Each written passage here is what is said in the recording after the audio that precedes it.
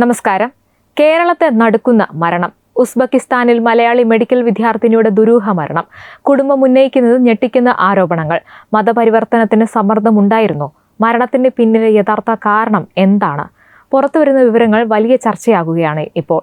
കേരളത്തെ ആകെ നടുക്കിയ ഒരു വാർത്തയാണ് ഉസ്ബെക്കിസ്ഥാനിൽ നിന്ന് പുറത്തു വന്നിരിക്കുന്നത്. കേരളത്തിൽ മതപരിവർത്തനമില്ല, ലവ് ജിഹാദ് ഇല്ല എന്ന് ഉറച്ചു പറയുന്നവർ ഇപ്പോൾ ഉസ്ബെക്കിസ്ഥാനിൽ കൊല്ലപ്പെട്ട മലയാളി മെഡിക്കൽ വിദ്യാർത്ഥിനി സാവരിയ ബസന്തിന്റെ കേസിൽ പുറത്തുവരുന്ന വിവരങ്ങളിലേക്കും ശ്രദ്ധ തിരിക്കേണ്ട സമയമാണിത്. 21 വയസ്സുകാരിയായ ഒരു മലയാളി വിദ്യാർത്ഥിനിയുടെ ദുരൂഹ മരണം ഇന്ന് കേരളത്തിന്റെ മനസാക്ഷിയെ തന്നെ ഞെട്ടിച്ചിരിക്കുകയാണ്. ആദ്യഘട്ടത്തിൽ ഇത് വാക്കുതർക്കത്തിനിടെയുണ്ടായ ആക്രമണമെന്നായിരുന്നു വിവരം. ഹരിപ്പാട് സ്വദേശിനിയായ സാവരിയ ബുഖാറ സ്റ്റേറ്റ് മെഡിക്കൽ യൂണിവേഴ്സിറ്റിയിലെ 1ാം വർഷ MBBS വിദ്യാർത്ഥിനിയായിരുന്നു. 21 വയസ്സുകാരിയായ മലയാളി MBBS വിദ്യാർത്ഥിനി സാവരിയ ബസന്ത് ദുരൂഹ സാഹചര്യത്തിൽ കൊല്ലപ്പെട്ട സംഭവത്തിൽ ഓരോ ദിവസവും പുതിയ വിവരങ്ങളാണ് പുറത്തുവരുന്നത്. ആദ്യഘട്ടത്തിൽ വാക്കുതർക്കത്തിനിടെ ആക്രമണമെന്നാണ് റിപ്പോർട്ടുകൾ വന്നത്. എന്നാൽ ഇപ്പോൾ കുടുംബം ഉന്നയിക്കുന്ന ആരോപണങ്ങൾ ഈ കേസിനെ കൂടുതൽ ഗൗരവമുള്ളതാക്കി മാറ്റുകയാണ്. സംഭവവുമായി ബന്ധപ്പെട്ട് സഹപാഠിയായ സദറുൽ അനാം ഉസ്ബെക്കിസ്ഥാൻ പോലീസിന്റെ കസ്റ്റഡിയിലാണ് ഉള്ളത്. എന്നാൽ സാവരിയയുടെ കുടുംബം പറയുന്നത് ഇതിൽ സാധാരണ കൊലപാതകത്തിനപ്പുറം കൂടുതൽ കാര്യങ്ങൾ അന്വേഷിക്കണമെന്നാണ്. കുടുംബത്തിന്റെ ആരോപണം അനുസരിച്ച് സാവരിയെ മതപരിവർത്തനത്തിന് സമ്മർദ്ദത്തിലാക്കിയിരുന്നു എന്നാണ് മനസ്സിലാക്കാൻ സാധിക്കുന്നത്. പ്രതി നേരത്തെയും ഉപദ്രവിച്ചിരുന്നതായ സംശയമുണ്ട്. ശരീരത്തിൽ മറ്റു മുറിവുകളും ആക്രമണത്തിന്റെ അടയാളങ്ങളും ഉണ്ടായിരുന്നു. സംഭവ ദിവസം തന്നെ സാവരിയ നാട്ടിലേക്ക് മടങ്ങാൻ വിമാന ടിക്കറ്റ് ബുക്ക് ചെയ്തിരുന്നു. ഈ ആരോപണങ്ങളുടെ അടിസ്ഥാനത്തിൽ കേരളത്തിലും പരാതി നൽകിയിട്ടുണ്ട്. കുടുംബത്തിന്റെ ആവശ്യപ്രകാരമാണ് മൃതദേഹത്തിന്റെ റീപോസ്റ്റ്മോർട്ടം നടത്തിയത്. ഇപ്പോൾ അന്വേഷണ ഫലങ്ങളും ശാസ്ത്രീയ പരിശോധനകളും നിർണായകമാകും. ഇനി വിശദമായ വാർത്തയിലേക്ക് നമുക്ക് കടക്കാം. ഉസ്ബെക്കിസ്ഥാനിൽ മലയാളിയായ സാവരിയ കൊല്ലപ്പെട്ടതിന് പിന്നിൽ മതപരിവർത്തന ശ്രമമാണെന്ന് സാവരിയയുടെ കുടുംബം ആരോപിക്കുന്നു. സാവരിയയുടെ മരണത്തിൽ കൂടുതൽ ദുരൂഹതകൾ ഉയരുന്നതിനിടെയാണ് പെൺകുട്ടിയെ മതപരിവർത്തനത്തിന് നിർബന്ധിച്ചിരുന്നതായി കുടുംബം ആരോപിച്ച് രംഗത്ത് വരുന്നത്.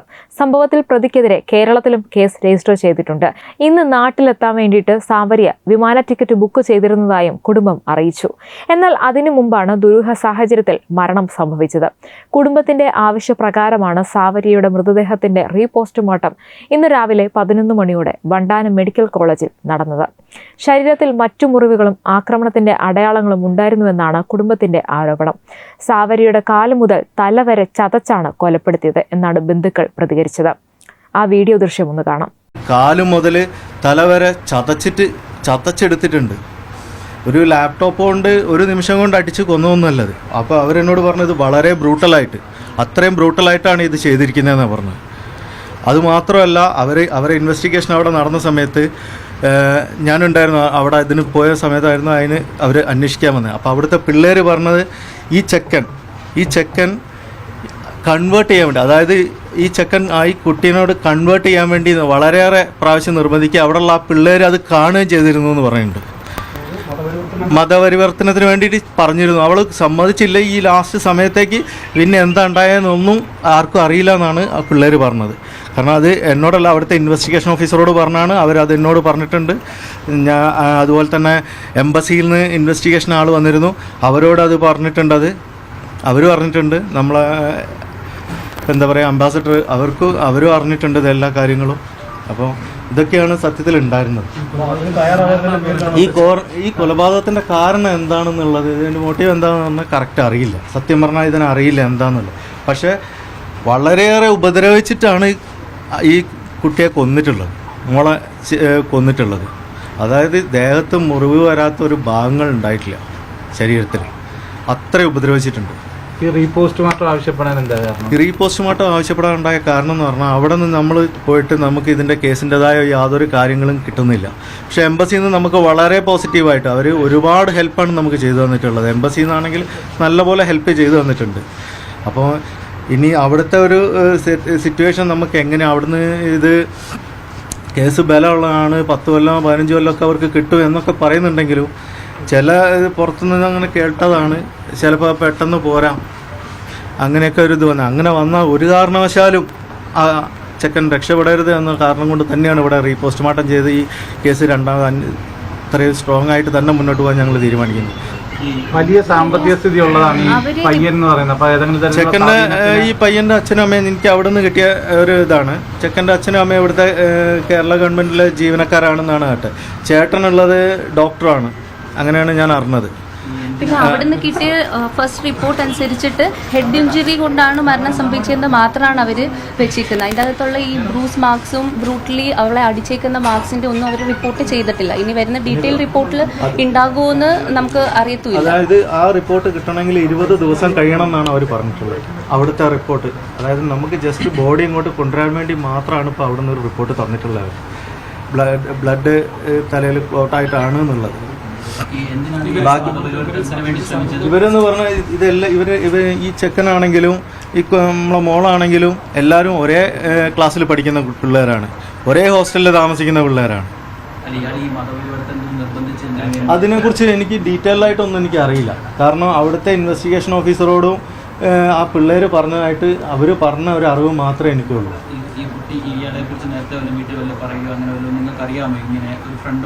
ഇത് ഒരുപാട് ഫ്രണ്ട്സ് ഉണ്ട്. ഇപ്പൊ എല്ലാവരുടെ പേര് ഞങ്ങൾ ഓർത്തിരിക്കണമെന്നില്ല. ഒരുപാട് ഫ്രണ്ട്സ് ഉണ്ട്. ചിലപ്പോൾ വിളിക്കുന്ന സമയത്ത് എല്ലാവരും ഉണ്ടാവും, ക്യാമ്പസിലുണ്ടാവും. ചിലർ വരും, അപ്പോൾ ഹായ് ഏട്ടാ ഹായ് എല്ലാം പറഞ്ഞ് പോകാറുണ്ട്. അതിൽ ഈ ചെക്കൻ്റെ മുഖം നമുക്ക് അത്ര കറക്റ്റ് ഓർമ്മ എന്ന് പറഞ്ഞിട്ട് എനിക്ക് പറയാൻ അറിയില്ല. ഇങ്ങനെ ഒരു ഇഷ്യൂ ഉണ്ടെന്ന് ഞങ്ങൾ അറിഞ്ഞില്ല. ഇത് അറിഞ്ഞിരുന്നെങ്കിൽ ഞങ്ങൾക്ക് ഇതിന് മുന്നേ എന്തെങ്കിലുമൊക്കെ ചെയ്യാമായിരുന്നല്ലോ. ഞങ്ങൾ അറിഞ്ഞിട്ടില്ല ഇതിന് മുന്നേ. അതിന് അവിടെ ചെന്ന് മറ്റു കുട്ടികൾ പറഞ്ഞു തന്നെ ഇവർ എല്ലാവരും ഫ്രണ്ട്സാണ് എന്നുള്ളത് മാത്രമാണ് മറ്റു കുട്ടികൾ പറഞ്ഞിട്ടുള്ള ഒരു അറിവുള്ളൂ.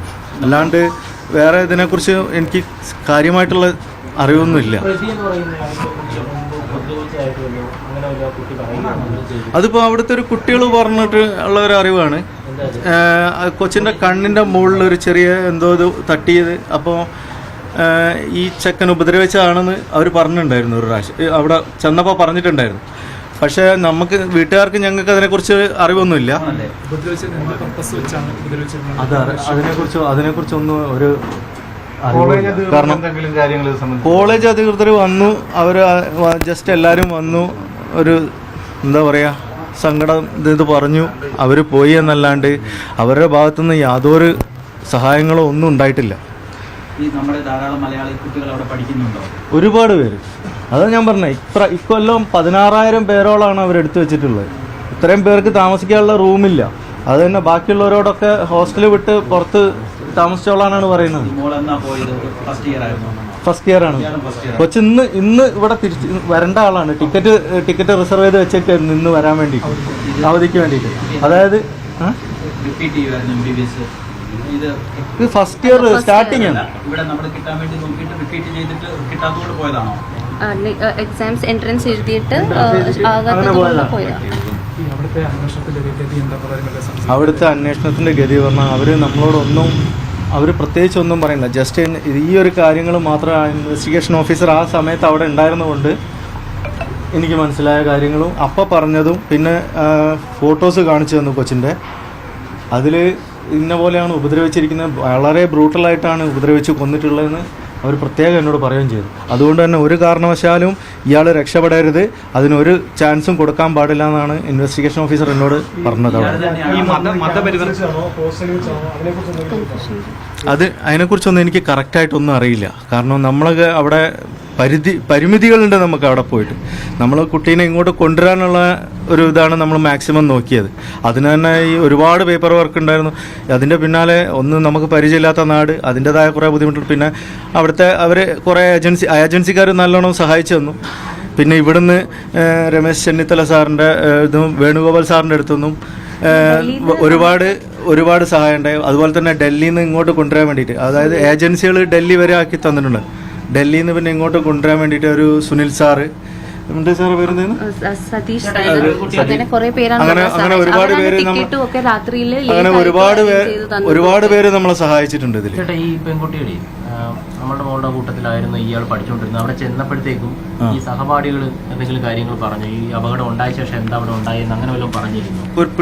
കുട്ടികളൊന്നും അധികാരം ഒന്നും പറയുന്നില്ല. ഈ പ്രശ്നം ഉണ്ടായതിനു ശേഷം ഇപ്പോൾ അവിടെ വിസയ്ക്ക് എന്തൊക്കെയോ നിയമങ്ങൾ അവർ വരുത്തിയിട്ടുണ്ട്.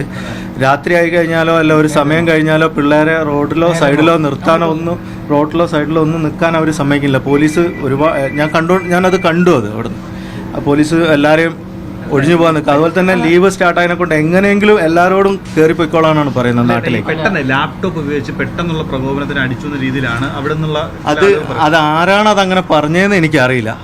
സംഭവം ലാപ്ടോപ്പ് വെച്ച് അടിച്ചു തന്നിട്ട് ഒരു ലാപ്ടോപ്പ് ഉണ്ട്. അത് പക്ഷെ ഈ ലാപ്ടോപ്പ് വ്യക്തതയൊന്നുമില്ല. ലാപ്ടോപ്പ് പൊട്ടിയിട്ടുണ്ട്, പക്ഷെ അതൊരു വ്യക്തമായിട്ടുള്ള ഒരു കാര്യമൊന്നുമല്ല. സമയത്ത് ഈ കൂട്ടുകാരും അപ്പം ആരും കണ്ടിട്ടില്ല. ഇല്ല, കണ്ടിട്ടില്ല. അത് കഴിഞ്ഞതിന് ശേഷമാണ് അവിടെയുള്ള അടുത്തുള്ള ആരോ കണ്ടിട്ടാണ് ഹെൽപ്പ് ചെയ്ത്.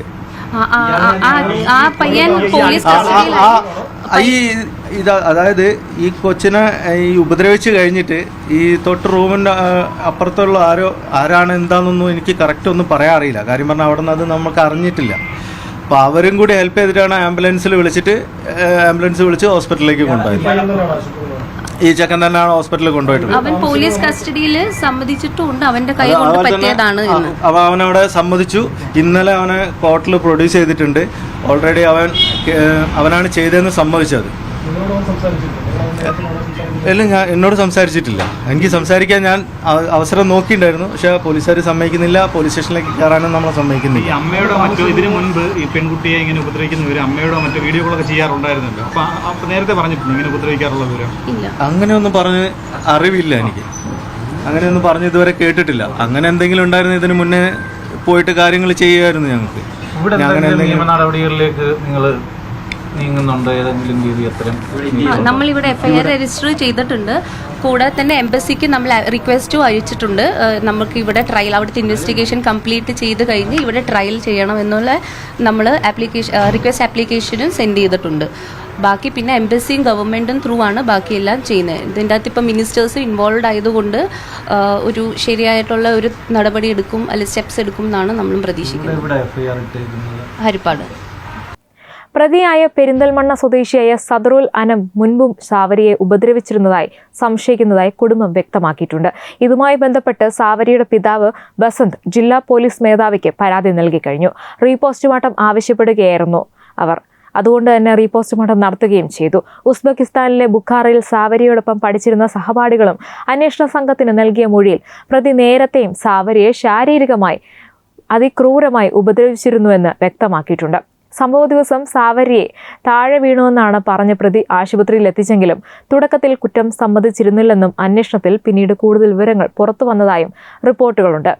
സംഭവത്തിൽ ദുരൂഹതയുണ്ടെന്ന കുടുംബത്തിന്റെ പരാതിയുടെ അടിസ്ഥാനത്തിൽ കൂടുതൽ അന്വേഷണം പുരോഗമിക്കുകയാണ്. റീപോസ്റ്റ്മോർട്ടം റിപ്പോർട്ടും മറ്റ് ശാസ്ത്രീയ പരിശോധനാ ഫലങ്ങളും അന്വേഷണത്തിൽ നിർണായകമാകുമെന്നാണ് വിലയിരുത്തപ്പെടുന്നത്. ഉസ്ബെക്കിസ്ഥാനിൽ കൊല്ലപ്പെട്ട മലയാളി മെഡിക്കൽ വിദ്യാർത്ഥിനി സാവരിയ ബസന്തിനെ സഹപാഠി സദറുൽ അനം അതിക്രൂരമായി മർദ്ദിച്ചെന്ന് കുടുംബം വ്യക്തമാക്കുന്നു. തല മുതൽ കാലുവരെ അടിച്ചു ചതച്ചു. ഉസ്ബെക്കിസ്ഥാനിൽ നിന്ന് കേസിന് വിവരങ്ങൾ ലഭിക്കുന്നില്ലെന്നും ബന്ധുക്കൾ പറഞ്ഞു. പെൺകുട്ടികളും ആൺകുട്ടികളും ഒരു കെട്ടിടത്തിലാണ് താമസിക്കുന്നത്. ഹോസ്റ്റലിൽ സൗകര്യങ്ങളില്ല. ഭക്ഷണം കഴിക്കാൻ പോലും പ്രതിസന്ധിയുണ്ടെന്ന് കുടുംബം ആരോപിക്കുന്നു. മൃതദേഹത്തിലുണ്ടായിരുന്ന മുറിവുകൾ അന്വേഷണ ഉദ്യോഗസ്ഥർ കാണിച്ചു തന്നിരുന്നു. ക്രൂരമായ കൊലപാതകമാണ് നടന്നതെന്ന് ഉദ്യോഗസ്ഥർ പറഞ്ഞു. പ്രതി മതപരിവർത്തനം നടത്താൻ സാവരിയെ നിർബന്ധിച്ചിരുന്നു. എന്നാൽ സാവരിയ അത് വിസമ്മതിച്ചു എന്നാണ് കുടുംബം പറയുന്നത്. കൂടെ ഉണ്ടായിരുന്ന സഹപാഠികളാണ് ഇക്കാര്യം വ്യക്തമാക്കിയത്. കൊലപാതകത്തിന്റെ കാരണം ഇതുവരെ വ്യക്തമായിട്ടില്ല. ശരീരത്തിൽ നിറയെ മുറിവുകളുണ്ടെന്നും കുടുംബം ആരോപിക്കുന്നു. പ്രതിക്ക് നാട്ടിലേക്ക് എത്താനുള്ള സാഹചര്യം തടയാനാണ് നാട്ടിൽ റീപോസ്റ്റ്മോർട്ടം നടത്തി കേസ് സ്ട്രോങ് ആക്കിയതെന്ന് കുടുംബം പറഞ്ഞു. തലക്കേറ്റ ക്ഷതമാണ് മരണകാരണമെന്ന് മാത്രമാണ് അവിടെ റിപ്പോർട്ട് ചെയ്തിരിക്കുന്നത്. മറ്റു മുറിവുകളോ ക്രൂരതകളോ റിപ്പോർട്ട് ചെയ്തിട്ടില്ലെന്ന് കുടുംബം പറഞ്ഞു. സാവരിയ ബസന്തിന്റെ മൃതദേഹം ഇന്ന് വണ്ടാനം മെഡിക്കൽ കോളേജിൽ റീപോസ്റ്റ്മോർട്ടം ചെയ്തു. പ്രതി സാദറുൽ അനം മുമ്പും നിരവധി തവണ ഉപദ്രവിച്ചിരുന്നതായാണ് കുടുംബം സംശയിക്കുന്നത്. സംഭവത്തിൽ പിതാവ് ബസന്ത് ജില്ലാ പോലീസ് മേധാവിക്ക് പരാതി നൽകിയിരുന്നു. തുടർന്നാണ് പ്രതി സാദറുൽ അനാമിനെതിരെ കൊലക്കുറ്റം ചുമത്തി ഹരിപ്പാട് പോലീസ് കേസെടുത്തത്. ഇന്നലെയാണ് ഉസ്ബെക്കിസ്ഥാനിൽ മലയാളി മെഡിക്കൽ വിദ്യാർത്ഥിനി കൊല്ലപ്പെട്ടു എന്ന വാർത്ത പുറം ലോകം അറിഞ്ഞത്. ഹരിപ്പാട് പിലാപ്പുഴ പുതുക്കാട്ട് സുപ്രഭ ഭവനത്തിൽ ബസന്തിന്റെയും മിനി സുപ്രഭയുടെയും മകളാണ് 21-കാരിയായ സാവരിയ ബസന്ത്. ബുഖാറ സ്റ്റേറ്റ് മെഡിക്കൽ യൂണിവേഴ്സിറ്റിയിലെ 1-ാം വർഷ വിദ്യാർത്ഥിനിയാണ്. സംഭവവുമായി ബന്ധപ്പെട്ട് സഹപാഠിയും മലപ്പുറം സ്വദേശിയുമായ സദറുൽ അനാമിനെ അപ്പോൾ തന്നെ ഉസ്ബെക്കിസ്ഥാൻ പോലീസ് കസ്റ്റഡിയിലെടുത്തിരുന്നു. വാക്കുതർക്കത്തിനിടെ യുവാവ് സാവരിയെ ലാപ്ടോപ്പ് കൊണ്ട് തലയ്ക്കടിക്കുകയായിരുന്നുവെന്നാണ് അപ്പോൾ പുറത്തുവന്ന വിവരം. ഗുരുതരമായി പരിക്കേറ്റ പെൺകുട്ടിയെ ഉടൻ ആശുപത്രിയിൽ എത്തിച്ചെങ്കിലും ജീവൻ രക്ഷിക്കാനായിരുന്നില്ല. സവരിയെ ഫോണിൽ കിട്ടാത്തതിനെ തുടർന്ന് വീട്ടുകാർ അന്വേഷിച്ചപ്പോഴാണ് കൊലപാതക വിവരം അറിയുന്നത്. സംഭവത്തിൽ ഉസ്ബെക്കിസ്ഥാൻ സുരക്ഷാ വിഭാഗം അന്വേഷണം ഇന്നലെ തന്നെ ആരംഭിച്ചിരുന്നു. ഇപ്പോൾ ഈ ഒരു സംഭവം വന്നപ്പോഴാണ് ഓർക്കുന്നത്, ആ മാലാ പാർവതിയൊക്കെ ഒന്ന് ഈ വാർത്ത അറിയണം. അവർ കഴിഞ്ഞ ദിവസം തന്നെ ഒരു ഭയങ്കരമായ ഡയലോഗ് പറഞ്ഞതാണ്, ഇവിടെ കേരള സ്റ്റോറിയും അല്ലെങ്കിൽ ഈ വക കാര്യങ്ങളൊന്നും നടക്കുന്നില്ല എന്നുള്ളത്. എവിടെയാ മാലാ പാർവതിയൊക്കെ? അവരൊക്കെ ഈ വാർത്ത കണ്ടു കാണുമോ ഇല്ലയോ? കണ്ടാലും അവർ പ്രതികരിക്കില്ല. അവർ കഴിഞ്ഞ ദിവസം കൂടെ ഒരു വലിയ ഡയലോഗ് അടിച്ചതാണ്. കേരള സ്റ്റോറി എന്ന സിനിമയ്ക്കെതിരെ കുരച്ചവരൊന്നും ഇപ്പോൾ ഈ ഒരു വാർത്തയ്ക്കെതിരെ മിണ്ടാട്ടം മുട്ടി നിൽക്കുകയാണ്. നാട്ടിലെ സകല മാധ്യമങ്ങളും ഈ വാർത്ത കണ്ടില്ല, അല്ലെങ്കിൽ ചെറിയ രീതിയിലാണ് വാർത്ത കൊടുത്തിരിക്കുന്നത്. ജിഹാദി ഫണ്ടിങ്ങിലാണ് ഇവിടുത്തെ മിക്ക മാധ്യമങ്ങളും പ്രവർത്തിക്കുന്നത്. പിന്നെ എങ്ങനെ അവർക്ക് ഈ ഒരു വാർത്തയായിട്ട് നൽകേണ്ടി വരുന്നത് അല്ലേ? അതുകൊണ്ട് തന്നെ പല മുഖ്യധാര മാധ്യമങ്ങളും ഇങ്ങനെ ഒരു വാർത്തയെ വലിയ രീതിയിൽ കൊടുക്കൂല. ഇത് കേരളത്തിന് താഴ്ത്തിക്കെട്ടാനുള്ള ഒരു പ്രൊപ്പഗണ്ടയാണ് എന്നും പറഞ്ഞായിരിക്കും ചില പ്രബുദ്ധർ ഈ വാർത്തയ്ക്കെതിരെ വരാൻ പോകുന്നത്. കേരള സ്റ്റോറി ഫേക്കാണെന്ന് പറയുന്നവർ ഈ വാർത്തയൊന്നും കാണില്ല. കേരളത്തിൽ നിർബന്ധിത മതപരിവർത്തനം സംബന്ധിച്ച ആരോപണങ്ങൾ ഉയരുന്ന വാർത്തകൾ അടുത്തിടെ വീണ്ടും ചർച്ചയാകുകയാണ്.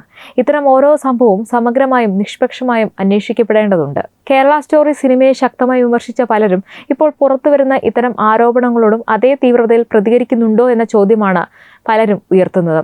ഒരു സംഭവം സിനിമയിലെ കഥയെ തെളിയിക്കുകയോ തള്ളിക്കളയുകയോ ചെയ്യുന്നില്ല. എന്നാൽ ഗുരുതരമായ ഓരോ ആരോപണവും സത്യാവസ്ഥ കണ്ടെത്താൻ അർഹമാണ്.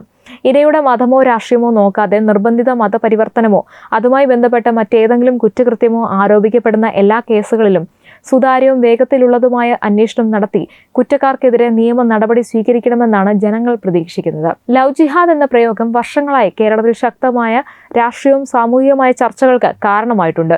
ഒരു വിഭാഗം ഇത് യാഥാർത്ഥ്യമല്ലെന്ന് വാദിക്കുമ്പോൾ മറ്റൊരു വിഭാഗം ചില സംഭവങ്ങളും കുടുംബങ്ങൾ ഉന്നയിക്കുന്ന ആരോപണങ്ങളും ഗൗരവത്തോടെ അന്വേഷിക്കണമെന്നാണ് ആവശ്യപ്പെടുന്നത്. അടുത്തിടെ പുറത്തു വന്ന ചില കേസുകളിലും കുടുംബങ്ങൾ നിർബന്ധിത മതപരിവർത്തനം, പ്രണയബന്ധത്തിന്റെ പേരുള്ള വഞ്ചന തുടങ്ങിയ ഗുരുതര ആരോപണങ്ങൾ ഉന്നയിച്ചിട്ടുണ്ട്. ഈ ആരോപണങ്ങൾ സത്യമാണോ അല്ലയോ എന്നത് അന്വേഷണ ഏജൻസികളും കോടതികളും കണ്ടെത്തേണ്ട വിഷയമാണ്. ഒരു ജനാധിപത്യ സമൂഹത്തിൽ ഒരു ആരോപണം ഉയർന്നുവെന്ന കാരണം മാത്രം അത് സത്യമാണെന്ന് പ്രഖ്യാപിക്കാനാവില്ല. പക്ഷേ നമുക്ക് ചുറ്റുമുള്ള കാര്യങ്ങൾ അതൊക്കെ സത്യമാണെന്ന് വിശ്വസിപ്പിക്കുന്ന തരത്തിലുള്ള കാര്യങ്ങളാണ് നടക്കുന്നത്. ഇപ്പം ഏറ്റവും അടുത്ത് പുതിയ ഇറങ്ങിയ വാർത്ത തന്നെ കണ്ടില്ലേ, ഉസ്ബെക്കിസ്ഥാനിലെ വിഷയം തന്നെ കണ്ടില്ലേ. ഹരിപ്പാട് സാവരിയുടെ മരണം തന്നെ അതിന് ഏറ്റവും വലിയൊരു ഉദാഹരണമാണ്. എന്തായാലും ഇരയുടെ മതമോ രാഷ്ട്രീയമോ സാമൂഹിക പശ്ചാത്തലമോ നോക്കാതെ ഓരോ കേസിലും സത്യം പുറത്തു വരണം. നിർബന്ധിത മതപരിവർത്തനമോ വഞ്ചനയോ അതിക്രമമോ നടന്നിട്ടുണ്ടെങ്കിൽ കുറ്റക്കാർ നിയമത്തിന് മുന്നിൽ കൊണ്ടുവരണം. ആരോപണങ്ങൾ തെറ്റാണെങ്കിൽ അതും വ്യക്തമായി തെളിയിക്കണം. അവസാനം വികാരങ്ങളല്ല, തെളിവുകളാണ് സത്യത്തെ നിർണ്ണയിക്കേണ്ടത്. സമൂഹത്തിന് വേണ്ടത് പ്രചാരണമല്ല, സമഗ്രവും സുതാര്യവുമായ അന്വേഷണം നീതിയുമാണ്. സാവരിയുടെ മരണത്തിന്റെ യഥാർത്ഥ കാരണം എന്താണോ അത് പുറത്തു വരണം. കുടുംബം ഉന്നയിച്ച എല്ലാ ആരോപണങ്ങളും നിഷ്പക്ഷമായി അന്വേഷിക്കപ്പെടണം. സത്യം എന്തായാലും അത് ജനങ്ങൾ അറിയണം. അതാണ് ഒരു ജനാധിപത്യ സമൂഹത്തിന്റെ ഉത്തരവാദിത്തം. ഈ കേസുമായി ബന്ധപ്പെട്ട എല്ലാ ഔദ്യോഗിക വിവരങ്ങളും നിങ്ങൾക്ക് എത്തിച്ചുകൊണ്ടിരിക്കും. വീഡിയോ ഷെയർ ചെയ്യൂ, നിങ്ങളുടെ അഭിപ്രായം രേഖപ്പെടുത്തൂ. കൂടുതൽ അപ്ഡേറ്റുകൾക്കായി ചാനൽ സബ്സ്ക്രൈബ് ചെയ്യൂ. വെബ് ഡെസ്ക് തത്തുമൈ ന്യൂസ്.